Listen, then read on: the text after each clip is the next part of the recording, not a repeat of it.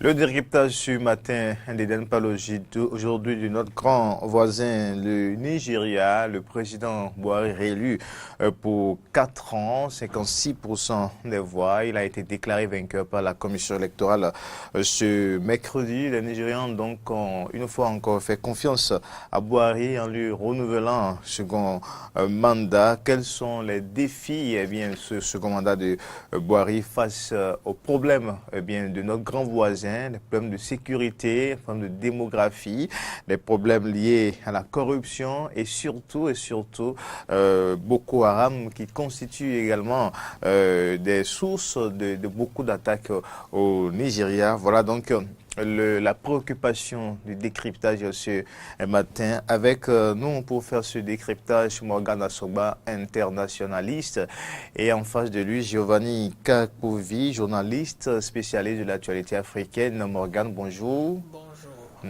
Giovanni aussi, bonjour. Bonjour, Corneille. Merci d'avoir répondu à notre invitation, chers invités. Morgan, dites-nous, vous avez suivi un peu le déroulement du scrutin présidentiel en Côte d'Ivoire, et je dis en Côte d'Ivoire, au Nigeria.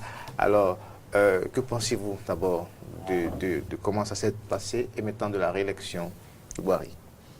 Merci bien. Permettez-moi juste de donner une petite précision. C'est Asogba Metondi, le nom de famille. Voilà. Et voilà le déroulement. Il faut dire que lorsqu'on regarde déjà les différentes élections qui se sont tenues au Nigeria, on pourrait dire que le déroulement des dernières élections est assez acceptable. Parce qu'on se souvient de 2011 où il y a eu environ 800 000 pertes de vie. Et il faut dire qu'à chaque fois, a priori, lorsqu'il y a des élections, lorsque vous observez les 4 ou 5 dernières élections, il y a toujours quelques dégâts. Cette fois-ci, le nombre de pertes de vie qui est rapporté au niveau de l'actualité n'est pas aussi énorme que cela. On a observé quelques exactions par-ci et par-là, mais à dire que cela est de nature à entacher le scrutin, ce serait assez compliqué. Donc, sur une note entre l'intervalle de 10, on peut dire qu'on peut donner 8 ou 7 au déroulement des élections au Nigeria. Maintenant, par rapport à... ça, c'est le déroulement. Maintenant, par rapport à la réélection du président Buhari, difficile à comprendre, même si on peut accepter cela. Difficile à comprendre, pourquoi? Parce qu'on a constaté quand même un mécontentement sur le plan, disons, national. Même si on n'est pas allé faire un sondage scientifique pour le dire. Il y a eu des personnes, des figures importantes comme le président Obasanjo lui-même, l'ancien président Obasanjo, qui se sont prononcés. Il y a eu les partis, des personnes qui sont du clan Buhari, si on peut même souligner l'aspect de son épouse, de l'une de ses épouses. Et tout cela laisse croire qu'il y a quand même un mécontentement qui existe dans son propre camp. Donc on se demanderait, mais comment est-ce qu'il s'est donc organisé pour être réélu? C'est compréhensible lorsqu'on regarde son adversaire, qui est M. Atiku. Et lorsqu'on regarde aussi leur parcours politique, on se rend compte que c'est des gens qui n'ont pas été, disons, statiques dans une vision politique donnée. Ils ont changé de parti politique à plusieurs reprises. Il faut dire que Buhari, entre-temps, était aussi de l'autre côté du People Democratic Party. Et voilà aujourd'hui, là en face de lui, M. Atiku, qui aussi était là. Et il faut dire que d'une certaine façon, peut-être la population se dit aujourd'hui, que ce soit Buhari ou Atiku, on a probablement affaire aux mêmes façons d'agir. Et ce qui pourrait expliquer quand même la réélection du président Buhari, malgré les constats de petites, disons, insatisfactions qu'on note dans le pays.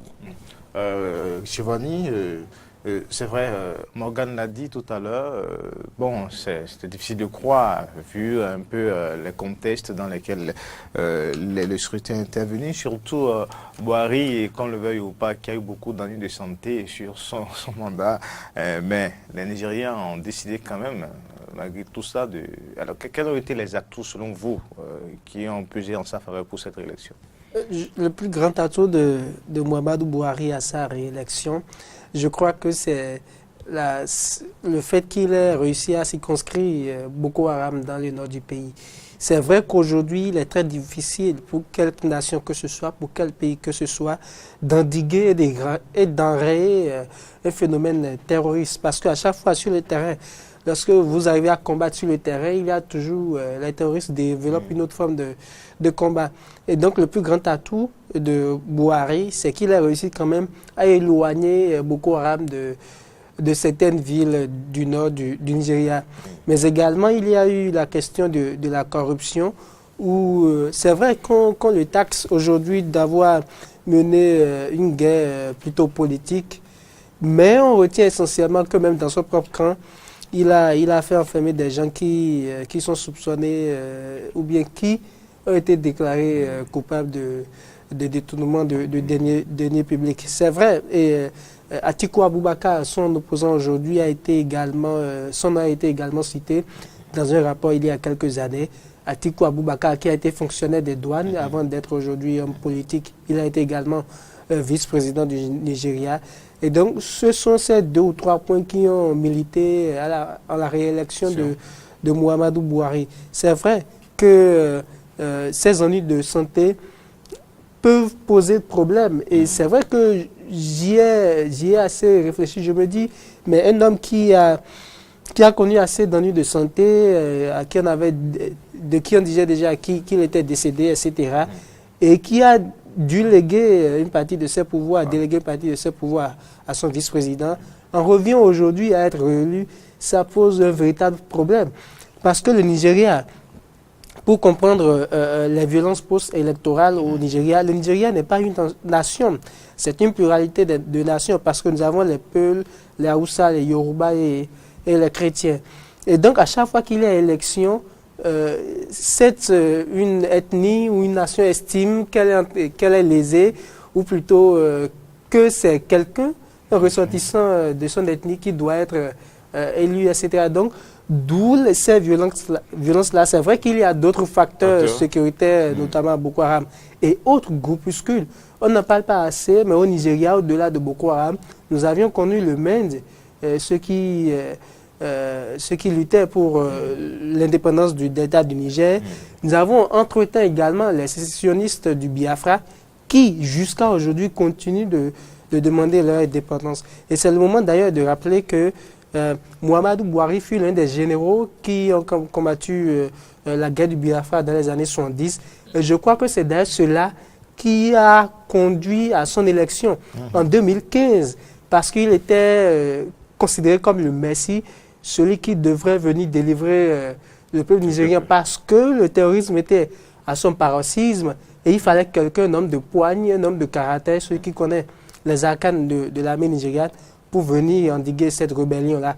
Et d'ailleurs, on l'a vu, parce que quelques jours après sa prise de pouvoir, il a dû délocaliser le commandement militaire à Maïdougouri, au centre même de cette nébuleuse-là, pour pouvoir enrayer, combattre efficacement Boko Haram. Et donc, c'est vrai qu'au niveau de l'économie, de l'emploi des jeunes, etc., il y a une sorte de mécontentement des populations, mais en même temps, on retient qu'il a mieux fait que son prédécesseur en 4 ans. D'accord, mais juste après, quand l'annonce de la commission, il y a eu quelques mouvements de contestation. Est-ce que ceci peut prendre l'ampleur nécessaire à mettre en cause Oui, personnellement, je ne pense pas. Je ne pense pas, parce qu'il faut faire l'analyse d'un point de vue des gens. On a 3 niveaux d'analyse ici. Il y a déjà le niveau individuel. Lorsqu'on prend les acteurs même de cette élection, on se rend compte que le président Buhari, qu'on le veuille ou non, continue d'avoir une certaine influence, un cercle influent dans le contexte du pays. Donc, dire que les protestations seraient de nature à entraîner le pays dans une situation, du moins, de violence, violence ou de contestation massive qui pourrait bloquer le fonctionnement de l'État serait un peu trop aller vite en besogne. Le deuxième point, le plan national.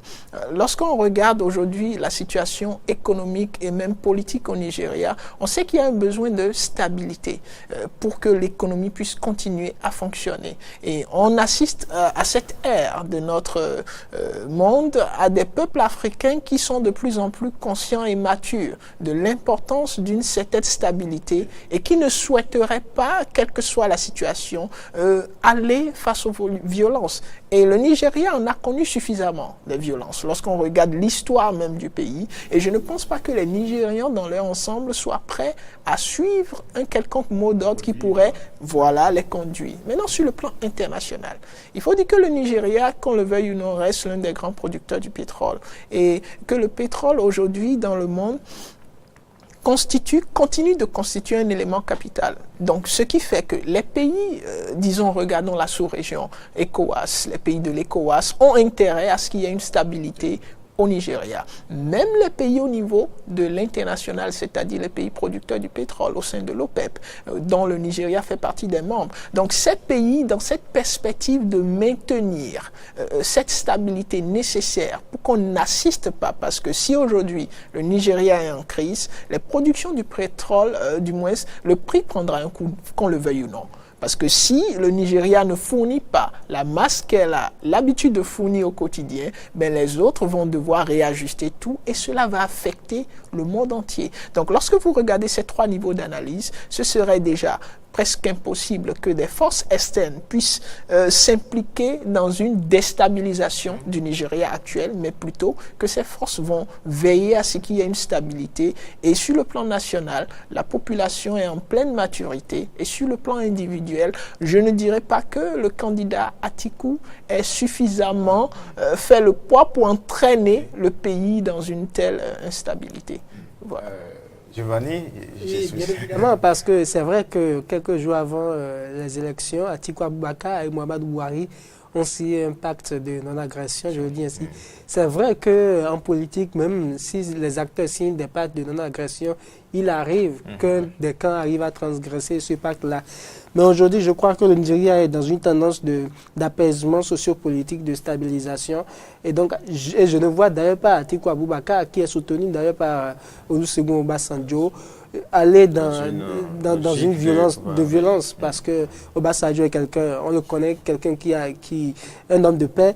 Et donc, s'il le conseillait assez bien, s'il suivait ses conseils, c'est sûr que Atiku Abubakar ne va pas lancer un mot d'ordre de marche et de violence post-électorale. Et c'est d'ailleurs logique, on l'a expliqué tout à l'heure, qu'il y ait des violences post-électorales. Mais à chaque fois qu'on évolue dans l'histoire politique du Nigeria, on voit qu'il y a une baisse drastique des violences post-électorales.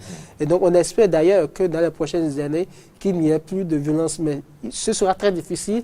Un travail à mener au Nigeria, même pas les acteurs politiques et les organisations de la société civile. D'accord. Alors, Buhari réélu, 4 ans encore. Quels sont selon vous les défis majeurs? C'est vrai que lui-même il parle de sécurité, il parle de la restructuration de l'économie et puis il parle de la lutte contre le Boko Haram. Oui, on va aller pas à pas. Toujours au Nigeria, depuis les années 70, il y a cette question de sécurité qui revient. Et à chaque fois, il y a toujours différentes formes de sécurité dont il faut parler. Il y a le terrorisme et le grand banditisme. Parce que le Nigeria, ne nous le cachons pas, est un pays... force démocratique. Un puissant pays, mais qui loge, je vais dire, je ne suis pas en train de jeter de l'opprobre sur cette nation-là, mais qui loge, ma foi, enfin, les populations nigérianes ne se sentent pas toujours en sécurité, même dans la capitale. Et donc, c'est l'un des enjeux majeurs de ces 4 prochaines années pour Buhari. Il devrait encore aller plus loin sur le plan de la sécurité. C'est vrai qu'il a fait quelque chose pour Boko Haram, mais il devrait aller plus. Et dans le même temps, proposer d'autres stratégies pour venir à bout de Boko Haram. Je l'ai dit tantôt, ce n'est pas évident qu'on arrête totalement Boko Haram parce qu'il y aura toujours des groupuscules qui vont déployer d'autres stratégies. Également, il y a la question de l'économie de l'emploi des jeunes, notamment parce que aujourd'hui, quand les jeunes sortent des universités nigérianes, la plupart d'entre ces jeunes-là ne trouvent pas d'emploi. Certains ont eu la chance de se lancer dans l'entrepreneuriat. Tant bien que mal, ils arrivent à s'en sortir. Presque tous les pays. Presque tous les pays, mais quand même pour un pays producteur du pétrole qui quand même a certaines ressources qu'il peut déployer, il faudrait voir les théories économiques qui gouvernent ce pays-là. Également, il y a les sécessionnistes, qu'ils soient du Biafra, également du Delta du Niger, et discuter avec ces personnes-là. C'est vrai qu'il y a 4 ans, Mouhamadou Bouhari proposait à ces hommes-là une sorte de dialogue pour qu'ils laissent les armes. C'est vrai que c'est un processus long.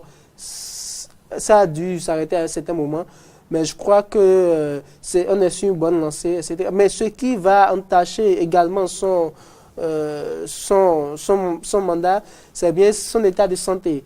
On ne le dit pas assez, mais si physiquement, Bouhari de 4 ans, quand il prenait le pouvoir il y a 4 ans, n'est plus physiquement le Bouhari d'aujourd'hui. Et donc, c'est sûr que le stress du pouvoir, de la gestion et du pouvoir étatique l'a ébranlé de peu. Et c'est sûr, plus ou moins, que les 4 prochaines années seront également très dures pour lui, très éprouvantes pour lui sur le plan physique. Et donc, ça pourrait venir entacher son mandat. Mais je crois qu'il pourra garder le cap sur le plan sécuritaire et politique, même si sur le plan politique, il reçoit justement, une déculottée. quand on prend ce volet-là, sécuritaire, on sait que le gouvernement de Bouhari a fait des efforts les 4 dernières années, mais ça ne suffit pas aujourd'hui. Qu'est-ce qu'il pourra apporter de nouveau encore, selon vous? Non, de nouveau, je ne suis pas dans son conseil de sécurité pour lui. Je n'ai d'ailleurs pas étudié la question sur le terrain pour aujourd'hui lui faire des propositions. Mais c'est sûr, il devra redéployer assez d'énergie. C'est vrai qu'il a délocalisé l'état-major des armées nigérianes. Sur le plan tactique, il doit tout revoir parce qu'aujourd'hui, Boko Haram, ce n'est pas que le Nigeria, c'est également le Cameroun et le Tchad. Voilà. Et le Tchad arrive tant bien que mal faire, le Cameroun également.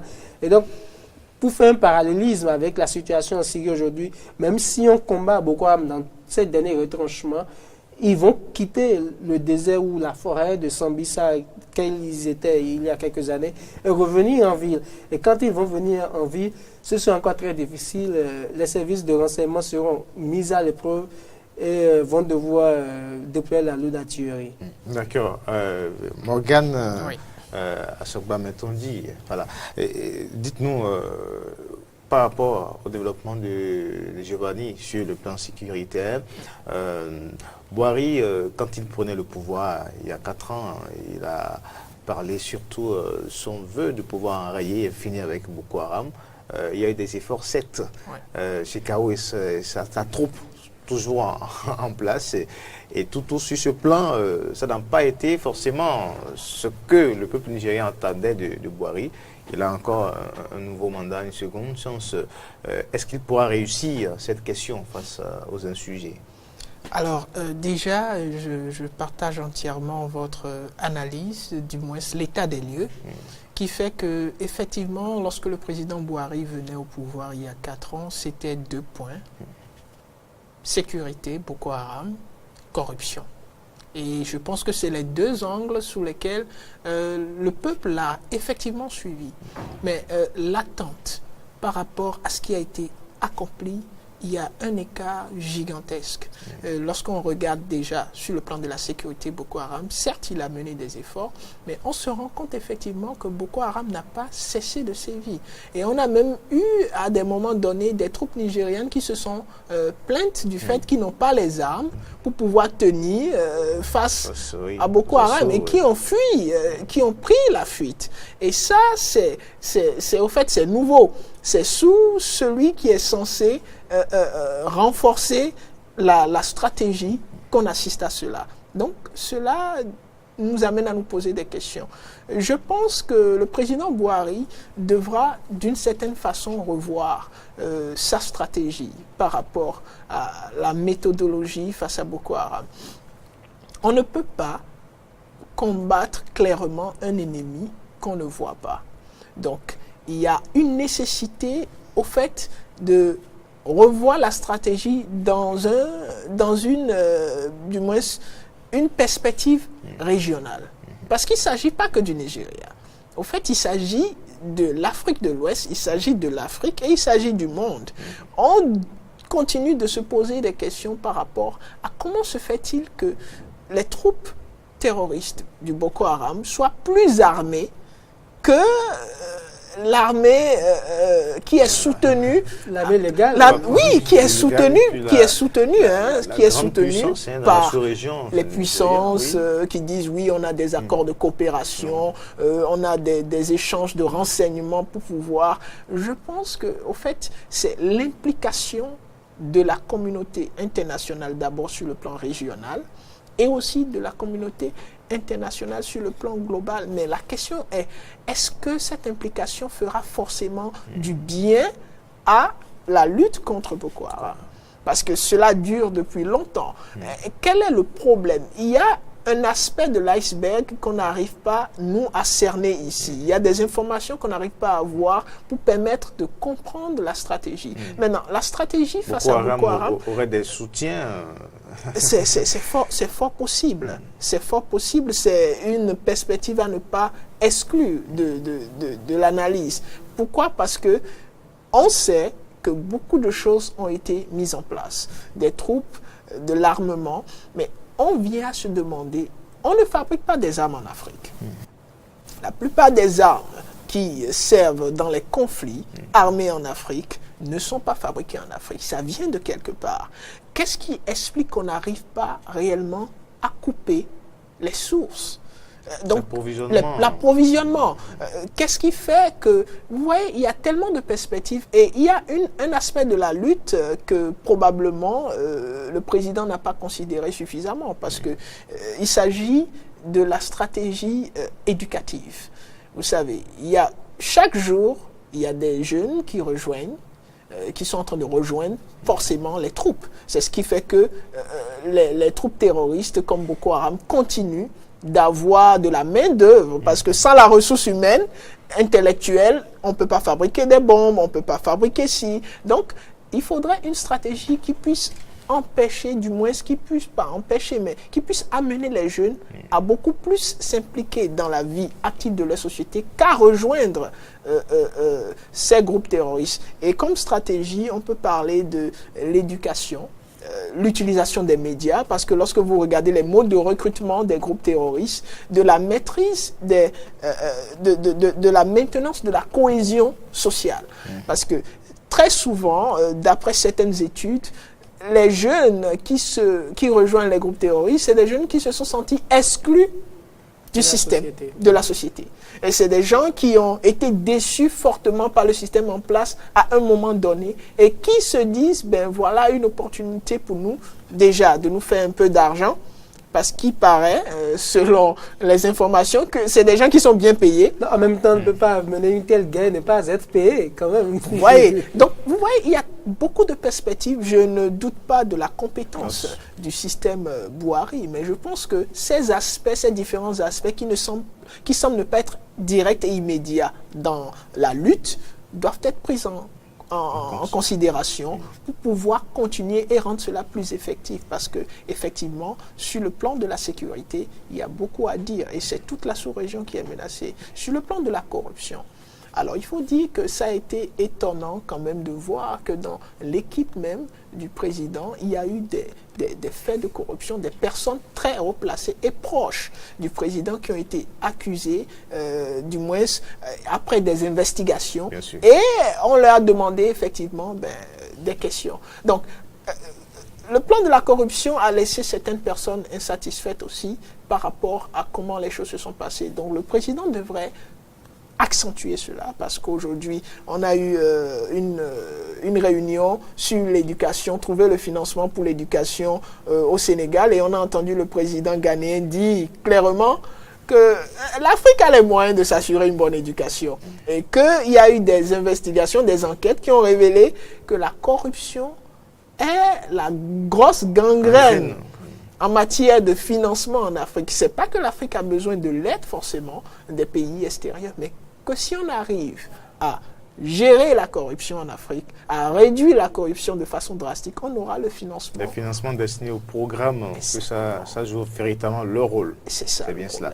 Alors, mais Boiry, juste après l'annonce, dans ses premières déclarations, je l'ai dit tantôt, il a parlé de l'économie, la lutte contre la corruption, Boko Haram, on a déjà évoqué ces aspects, mais il a parlé surtout de la jeunesse aussi, hein. La création de 200 000, la formation de 200 000 jeunes dans les métiers d'avenir, surtout technologie numérique et loisirs. C'est à croire qu'il s'est inspiré de la création de 200 000 emplois quelque part. Plus sérieusement, la jeunesse aujourd'hui, surtout la jeunesse africaine, constitue l'avenir du monde. Aujourd'hui, plus de la moitié des populations qui vivent en Afrique sont des jeunes. Et il est important, surtout pour un pays tel que le Nigeria, dont la démographie est forte, est très 200 élevée. millions. Voilà. Plus de 200 millions. Et sur 200 millions, donner 200 000 emplois quand même. Et donc, il est très important pour Muhammadu Buhari de faire un revirement, surtout sur la question des jeunes, de l'emploi des jeunes. C'est vrai, ce n'est pas parce qu'il a annoncé que, de facto, dans les 3 prochains mois, il va créer un centre et ça va prendre de suite. Non, voilà, c'est tout un processus et les 200 000 ne seront pas absorbés de suite, ce sera un lot par lot, etc. Mais il est très important de diversifier également l'économie pour permettre aux jeunes d'avoir de l'emploi. Et ne pas forcément revoir également le système éducatif parce que à chaque fois que vous donnez aux étudiants, aux élèves des notions théoriques que vous ne leur permettez pas de faire la pratique comme il le faut ou des notions pratiques, c'est sûr qu'ils vont garder la théorie et seront toujours des théoriciens. Et sur le terrain de la pratique, il leur sera difficile de s'en sortir.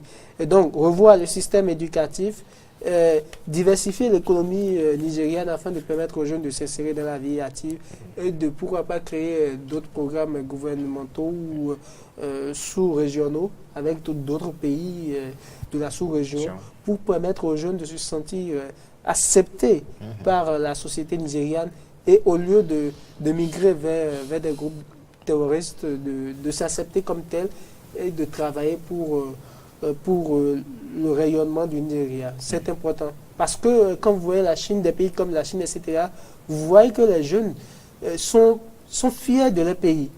Mais je ne dis pas forcément que ce n'est pas le cas chez les Africains. Voilà. Mais on sent quand même une sorte de déception de la part des jeunes, de leurs dirigeants se disent quand même, nous avons participé à leur élection, mais aujourd'hui, ils sont en train de nous lâcher.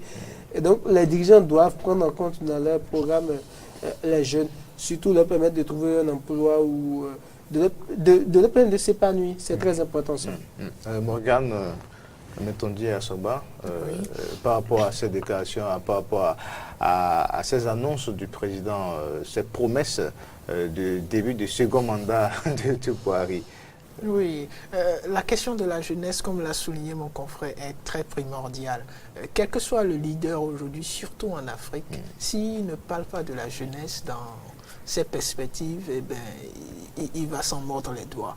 Mais dans la question de la jeunesse au Nigeria, je veux bien croire et je pense que le Nigeria aujourd'hui a l'un des systèmes éducatifs les plus avancés de l'Afrique. Lorsque vous regardez comment cela fonctionne au Nigeria, le système éducatif, et lorsque vous regardez l'ingéniosité dont fait preuve les Nigérians, quel que soit le domaine, en fait, vous savez qu'il y a quand même un effort qui est fait. Lorsque vous regardez les universités au Nigeria, vous regardez les différents programmes, vous regardez comment ils arrivent même à insérer leur langue, une langue comme le Yoruba, dans les systèmes, la nouvelle technologie, vous savez, vous sentez qu'il y a du potentiel et qu'il y a un travail de fond qui se fait. La question aujourd'hui, c'est probablement l'adaptation de ce travail par rapport aux réalités du terrain. 200 000 emplois au Nigeria,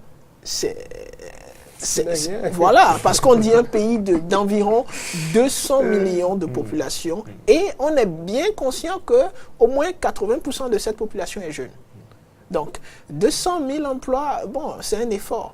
J'aurais même préféré qu'il dise simplement qu'il va renforcer les capacités d'employabilité des jeunes. Toutefois, il faut effectivement qu'il y ait une approche beaucoup plus inclusive. Mais il a dit par rapport aux nouvelles opportunités, notamment le numérique. Le numérique au Nigeria en fait, quand il le dit, vous me permettez, j'ai l'impression qu'il n'est pas conscient de ce que les jeunes font déjà avec le numérique au Nigeria. Mais le Nigeria, en matière du numérique en Afrique, je pense qu'ils sont en avance. La connexion, comment est-ce qu'ils arrivent à construire même des ordinateurs. Il y a des ordinateurs, vous avez aujourd'hui au Bénin, on peut vous prouver par A plus B que, mais c'est fait là, à côté au Nigeria. C'est pour dire que le défi est fait peut-être... C'est un peu comme la Chine africaine. En effet, c'est comment réorganiser, comment orienter ce potentiel. Parce que ce que la Chine a pu faire, par l'éducation et par l'organisation du potentiel de la jeunesse, je pense que le Nigeria peut faire bien plus par l'organisation du potentiel de la jeunesse. Et il faut aussi voir que le Nigeria devrait beaucoup plus s'impliquer dans la sous-région. Parce que, effectivement, même sans que le président, du moins le gouvernement, n'ait une politique peut-être très visible, vous allez au Ghana, il y a plein de Nigérians qui étudient dans les universités du Ghana. Vous allez dans les pays anglophones de la sous-région, vous allez voir plein de Nigérians et qui sont formidables dans ce qu'ils font. Maintenant, le frein aujourd'hui, c'est dans les pays francophones. Et je pense qu'il y a un début. Je pense que le président Buhari devait penser à comment faire en sorte que cette jeunesse s'intègre davantage de façon plus officielle dans le processus d'intégration régionale. Et cela va permettre que ce potentiel-là qui existe au Nigeria, qui ne peut pas être utilisé au Nigeria, puisse être utilisé quand même ailleurs en Afrique et renforcé. Parce que nous sommes dans une perspective d'intégration, certes, mais on ne peut pas dire que le jeune Nigérian ne peut être efficace et utilisé qu'au Nigeria. Il faut qu'on puisse ouvrir d'autres horizons et que cela puisse se faire dans les règles de l'art et que personne n'en sorte perdant. Merci à vous, chers invités. C'est vrai qu'on a prévu parler du Nigeria, mais au Sénégal, Macky Sall, après tout ce qui se passe, s'est passé sur le point d'être déclaré vainqueur de l'élection. Et quand vous allez en Algérie, voilà, des Algériens qui sont mécontents de la candidature de Bouteflika pour le 5e mandat. Voilà un autre cas qui fera certainement aussi objet de décryptage, certainement la semaine prochaine. Bouteflika qui se positionne encore pour un 5e mandat en chaise roulante. Et puis, les conditions sanitaires aussi dégradantes depuis quand même 2013 déjà, après cet AVC, et qui quand même n'a pas voulu lâcher les choses. Et tout. Malgré le stress. On aura le temps de parler de toute cette actualité sur le continent. Merci à vous d'avoir fait le déplacement. Cotonou-Glodibé, ce n'est pas facile. Merci d'accompagner les programmes de Eden Télévision et Diaspora FM. Nous allons donc retrouver dans un instant la deuxième grande partie de Matin d'Eden. C'est donc la fin du décryptage. On a parlé des défis qui attendent le second mandat, des défis qui attendent le président Buhari réélu pour un second mandat. On a eu à parler des trois principaux charpentes sur lesquels il compte: de développement, la sécurité, la lutte contre les insurgés Boko Haram et bien entendu la restructuration de l'économie à travers la diversification et surtout les programmes axés sur la jeunesse. Ainsi donc, ce qu'on peut retenir, c'est donc des analyses, décryptage de nos invités. Je rappelle que nous avons reçu Giovanni Kakovi, journaliste spécialiste de l'actualité africaine, et en face de lui c'était Morgan Asogba Mentonji, internationaliste que vous connaissez également et qui passe régulièrement sur nos plateaux.